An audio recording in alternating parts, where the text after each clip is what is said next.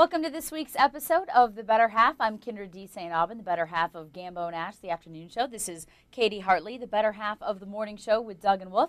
And we're going to take a look back at some of the things that happened this week. Well, Kendra, let's start right here in Phoenix. Rick Welts came out this week, let the world know that he is gay. Doug and Wolf actually had the Sun CEO on their show this morning, so let's hear what he had to say. That isn't necessarily a regular topic of conversation with anybody in any circumstances, but then you put it into the men's team sports arena, and it's just something we don't talk about. And, because of that, it's kind of this conspiracy of silence, as I've called it, that isn't a hostile environment. It's just nobody is comfortable going.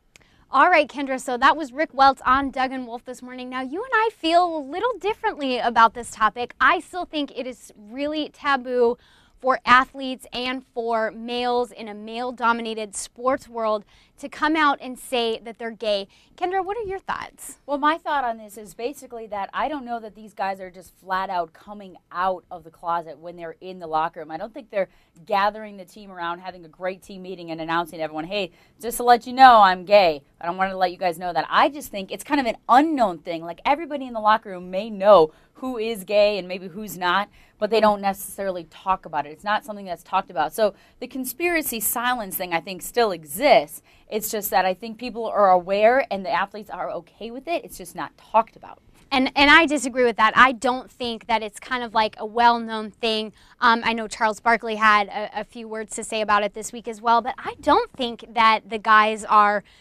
like they know, oh, so-and-so is gay and so-and-so is gay. We just don't talk about it. I still think it's a really taboo topic. Now let's move on to another segment, and we'll stay right here in the NBA actually. The Miami Heat and the Chicago Bulls now have an even series. A lot of people talking about, are you sold on the Heat? Do you think they can actually make it to the championship? Well, I don't think they're going to make it to the championship. I don't think they're going to win the Eastern Conference Finals. I don't know. I mean, it could be my hatred for the Heat because I just am not a fan of, for sure, LeBron James. He's just irked me from day one back when I worked in Milwaukee. He was such a jerk to me. And also just because, I don't like that they all kind of had this conspiracy to go there together and try to win. I like it the old school days, when you had Michael Jordan and then some minor pieces around him, and Larry Bird and Magic Johnson, but some minor pieces around them.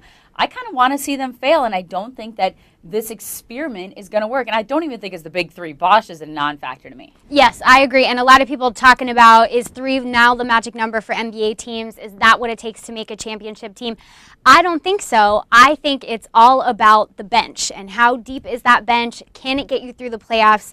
And some people talking about the younger teams like the Oklahoma City Thunder and the Miami Heat versus these older teams like the Dallas Mavericks. I think age is going to be a huge factor. Moving on to the last segment this week, our heroes in zeros. My hero of the week is the Bob Melvin, the former manager of the Arizona Diamondbacks, and then also, of course, the Diamondbacks. I think them themselves are kind of the heroes this week. They admitted, I think, that they did something wrong in firing him. He was the winningest manager in the Diamondbacks history, and they let him go, and they brought him back on as a special baseball advisor, whatever that means. I'm not quite sure. They come up with these titles just like Luis Gonzalez. I'm not exactly sure what he does either, but just good guys to have around. I think that's what Kirk Gibson wants. And hopefully this is the change that the Diamondbacks need. And I really do hope that Bob Melvin turns out to be the hero. And now for our zero of the week, he gets a double zero in my book. Arnold Schwarzenegger, boo on you. Shameful, shameful, shameful.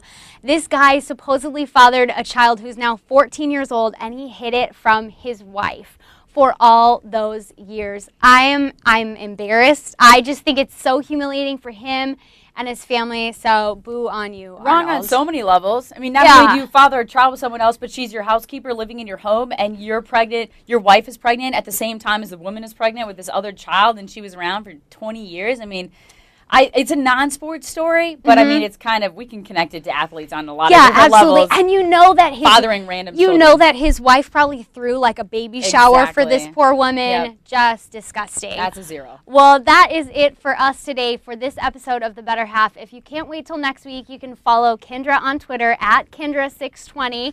You can follow me on Twitter at FunKatie620. Thanks for joining us, and we'll see you next week.